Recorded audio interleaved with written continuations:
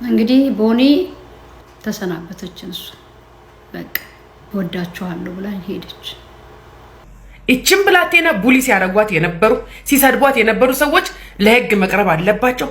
ሞራሊ ሜንታሊ ነው ልጅቷን የጎዱ። ከቲክቶከሯ ቦኒ ሞት በስተጀርባ ያለው እውነት በርካቶችን ያቆሰለ ወደኋላ እንዲቀሩ ራሳቸውን እንዲደብቁና በስነ ልቦና እንዲጎዱ ያደረገ እውነት አሁን ደግሞ ወጣቷን ለግላጋዋን የነገ ተስፋ ያላትን ቦኒን የድርጊት ህይወቷን አሳጥቷታል። ታዋቂዋ የሶሻል ሚዲያ ተጽዕኖ ፈጣሪ ቦኒ ከዚህ ዓለም በሞት ተለይታለች። የሞቷ ምክንያት ደግሞ በማህበራዊ ሚዲያ ላይ የሚደርሳት ጫናና ተጽዕኖ እንደሆነ እየተነገረ ነው። የሮቶ ኮቶኮ ኦጀተኒስ ዋንባ ይጎተኒ እስኒን ደርቡ ጅሬኛ ከበርባደንቲ ጅሬኝ አከሲን በርባደንቲ እስኒን ጅራታ በቲክቶከር እና በፌስቡክ መድረኮች በሺዎች የሚቆጠሩ ተከታዮችን ማፍራት የቻለችው ወጣት ቦኒ የህይወቷ ማለፍ በርካታ ሰዎችን እጅግ ከልብ እንዲያዝኑና እንዲያለቅሱ አድርጓል። ቦኒ ብዙ ሰው የሚያውቃት በሶሻል ሚዲያ ነው። ይሄ ደግሞ የ10 ሰከንድ ሜሴጇ የመጨረሻ ሜሴጇ ነው። ፊቷ ላይ አሁን እንዲህ ከሆነ በኋላ ሳየው በጣም ብዙ ነገር ማየት ይቻላል። ደክሟታል፣ አቅቷታል። ተሰናበተችን እሱ በቃ ወዳችኋለሁ ብላ ሄደች። እኔ ግን አንመልክታለሁ ለቀረ ነው ለኛ ለታናናሾቻችን እዚህ ሶሻል ሚዲያ ላይ ባንድም በሌላም ሰውን ሰሰብሩ ለምትሉ ሰዎች ዛሬ ቦኒን መመለስ አይቻልም። ግን እሷ ከመሞቷ በፊት በመልኳ በሰውነቷ በሆነ ነገሯ የስድብ አይነት የምንም አይነት ስታዘንቡ የነበራችሁ ሰዎች ዛሬ ምን ይሰማችሁ እንደሆነ አላውቅም። እኔ እንጃ፣ እኔ ምንም ቃላት የለኝ። I don't know እንዴት ፕሮቴክት እንደምናረግ ታናናሾቻችንን ልጆቻችንን። ቦኒ በተለያዩ ማህበራዊ ሚዲያ ስራዎች የምትታወቅ ሲሆን በቲክቶክ ከ800,000 በላይ እንዲሁም በፌስቡክ ገጿ ደግሞ ከ298,000 በላይ ተከታዮች ነበሯት። ወጣቷ ከዚህ ዓለም ከመሞቷ በፊት ባስተላለፈችው የመጨረሻ መልእክት በህይወት ጉዞዋ ውስጥ የገጠሟትን ተግዳሮቶች በማንሳት ለተከታዮቿና ለሚወዷት ሰዎች በሙሉ ስንብቷን ገልጻለች። በተለይም በማህበራዊ ሚዲያ ላይ የሚሰነዘሩ አሉታዊ አስተያየቶችና የቃላት ጥቃቶች በሰዎች አይምሮ ጤና ላይ የሚያሳድሩት ጫና ከፍተኛ መሆኑ ይህ ክስተት ዳግም እያሳሰበ ነው። የቦኒንም የቲክቶከሯንም የተስፈኛዋንም ወጣት ይሄ አስተያየት ይሄ አጥንት ሰብሮ የሚገባ ቃል ህይወቷን በራሷ እንድታጠፋ አድርጓታል። ላቴና አንጀቴን በልታኛለች። በእውነት አዝኛለሁ፣ ልቤ ተሰብሯል። እግዚአብሔር ለቤተሰቦቿ መጽናናት ይስጥ። ጠበቃ ሰብለ አሰፋ፣ ጠበቃ ሄኖክ ሰዎችን የሚሳደቡ ሰዎች አንዲት አካውንት ሲከፍቱ በስልክ ቁጥር በኢሜል አድራሻ ነው የሚከፍቱት፣ በባዶ አይከፈትም። ይሄን በቴክኖሎጂ ማግኘት ይቻላል። ስለዚህ ከኦሮሚያ ፖሊስ ጋር ተስማምታችሁ እቺም ብላቴና ቡሊ ሲያረጓት የነበሩ ሲሰድቧት የነበሩ ሰዎች ለህግ መቅረብ አለባቸው።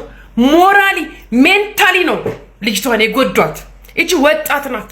ከሊስትሮነት ህይወት ተነስታ ህይወቷን አሻሽላ መልካም ምሳሌ ሆና የወጣችን ብላ እዚህ ሰዎች መውጣት መቻል አለባቸው። እስከ መቼ ነው ሰው መልካም ነገር የማያመሰግነው? ሰው በመብቱ መልካም ነገር ማመስገን ሲጀምር እነዚህ አይነት የጨለማ ልጆች እየወጡ መሳደብ፣ መራገም፣ ክፉ ነገር መጻፍ፣ ሞራል መንካት እስከ መቼ? እኔ ትውልዱ እንዲማር ነው እየወጣሁ የምናገር። ትውልዱ እኔ የነካኝ ድንጋይ እንዳይነካው ነው እየወጣሁ ማጽናን ነው። ታዲያ ሰዎች ይሄ መማሪያ መሆን አለበት። ይሄ ስለልቦና የሚያደርሰው የማህበራዊ ሚዲያ አሉባልታና ትችት እንዴት መገለጫና ባህሪያችን ይሆናል? በዚህ የተሰማሩ ሰዎችንስ እንዴት አንድ በሉ ሃይ በሉ ማለት ይቻላል ብለው የቦኒን ሞት ተከትለው ሐሳብ እየሰጡበት ነው። ምን ነው እህቴ ቲክቶክን ባጠፋሽው ራስሽን ከመታጠፊ የኛ መላስ እኮ አጥንት ይሰብራል። ሲቀጥል ባሏን የምትፈልጉ ሴቶች አላችሁ እንደዚህ ተከታተላችሁ ኮሜንት ስታችሁ ራሷን እንድታጠፋ ተስፋ እንድትቆርጥ በዚህ ጋር ኮሜንቱን ታያለች፣ በዚህ ጋር ደግሞ ባሏ ራሴን ላጠፋ ነው ብላ የሰራችሁ ቪዲዮ ላይ ላይክ አድርገሃል። ምን ነው አንተ ሰው እንዲያተርፋት እንኳን ብትልክ የሆነ ነገር እንኳን ብታርግ ጭራሽ ወዳዋል ማለት የሷ መሞት ላንተ ምንም ነው። ይቅርታና ቪዲዮን ዛሬ ነው ያየሁት እየተጎተትኩ ነው አብርሃት ራሱ ቪዲዮ ሲሰራ ግን ይቅርታ የመሰለኝን አስተያየት ነው። ስለዚህ እቺ ልጅ በኮሜንት ብቻ ራሷን ልታጠፋ ሶሻል ሚዲያ ላይ በመቆየት የማትችሉ ከሆነ እንደዚህ አይነት ነገሮች መቋቋም የማትችሉ ሰዎች በቃ ዝጉት፣ ሽሹ ከእንዲህ አይነት ነገር። ወይ ደግሞ የኮመንት ሴክሽናችሁን ዝጉት፣ ኮመንት እንዳይመጣላችሁ ኢቭን ላይቭም ስትገቡ። በተረፈ እኔ ከቦኒ ህይወት ያየሁትን በህይወቷ ዘመን እንደዚህ ቲክቶክ ላይ ማነው ሶሻል ሚዲያ ላይ ካወቅኳት በኋላ የማየው ሁሌ ፈገግታ፣ ሁሌ ለሚሰድባት እንኳን ምን አርጊያችሁ ነው የምትሰድቡኝ ከማለት ያለፈ ነገር የላትም። ለካ ፔኗን በፈገግታ ሸፍና ነው። ብዙ ሰዎች አሉ በጣም ዘንጠው በጣም ለብሰው ፔናቸውን በፈገግታ እየደበቁ የሚኖሩና ነገም ደግሞ ወይኔ ብለን የምንወጣላቸው ሰዎች አሉ። ስለዚህ ነገ ማንን እንደምትገድሉ አታውቁም እና ባካችሁ ተው። የብዙዎችን ቀልብ የሳበው የመጨረሻ መልእክቷ ለሁላችሁም ይቅርታ አድርጌያለሁ እናንተም ይቅር በሉኝ የሚል ነው። ቦኒ ከመሰናበቷ በህይወት ከማለፏ በፊት በቲክቶክ መታ የገለጸችው ሐሳብ። ይህ አሳዛኝ ክስተት ሁሉም ሰው በማህበራዊ ሚዲያ አጠቃቀማችን ላይ እንድንጠነቀቅና ለሰዎች የምንሰጠው አስተያየት በህይወታቸው ላይ የሚያመጣውን ለውጥ እንድንገነዘብ ያደርጋል። ወደ ማህበራዊ ሚዲያ የምንመጣ ሰዎችም እነዚህን ነገሮች አውቀንና ተገንዝበን በእነሱ ላለመረበሽ በእነሱ ህይወታችን፣ ኑሯችን፣ ስራችን፣ ትምህርታችን እንዳይበረዝ ጠንካራ የሞራል ስብዕናን መሰነቅ እንዳለብን ብዙዎች እየመከሩበት ነው። ቦኒ ህይወቱ አልፏል። በርካቶች ተሰብረው የቀሩ በማህበራዊ ሚዲያ አላስፈላጊ ከእውነት የራቁ ትችቶች፣ ስም ማጥፋቶች፣ ጥላቻዎች፣ ስድቦች አንገታቸውን የደፉ ብዙ ሰዎች አሉ። ስለዚህ እዚህ ጉዳይ ላይ የበለጠ መምከር የበለጠ ስለ ልቦናን ማጠንከር የሚያስፈልግና ሐሳብ መለወጥ ያለብን ይመስለኛል። እግዚአብሔር ደግሞ በዙፋኑ አለ፣ ለሁላችሁም እንደየስራችሁ ይከፍላችኋል። ገላትያ ላይ ተጽፏል። ሟርት፣ ጠብ፣ ጭቅጭቅ፣ ክፋት፣ አመጻ፣ ተንኮል ሁሉ የዘላለም ህይወት የለውም።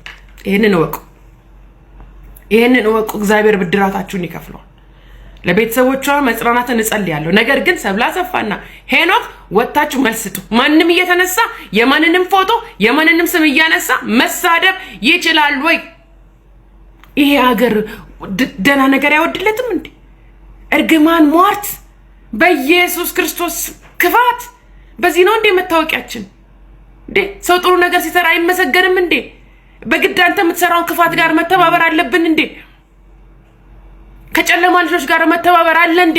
የለም። ጨለማ ለጨለማ ነው። ጭላሎቲው ለውይይቱ መነሻም የሆነ ይህንን ሐሳብ አቀረብን። ኮሜንት ላይ ሐሳብ ስጡበት፣ እንመካከር። በሌሎች ጉዳዮችም ተመልሰን እንገናኛለን። ለነበረን ቆይታ አመሰግናለሁ።